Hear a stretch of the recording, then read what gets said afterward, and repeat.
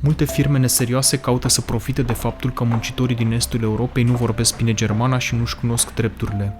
Ar fi bine de aceea să vă informați privind drepturile dumneavoastră ca și muncitor, pentru ca să știți cum să procedați în eventualitatea în care vă sunt încălcate. Iată 6 drepturi de bază care ar trebui să le cunoașteți.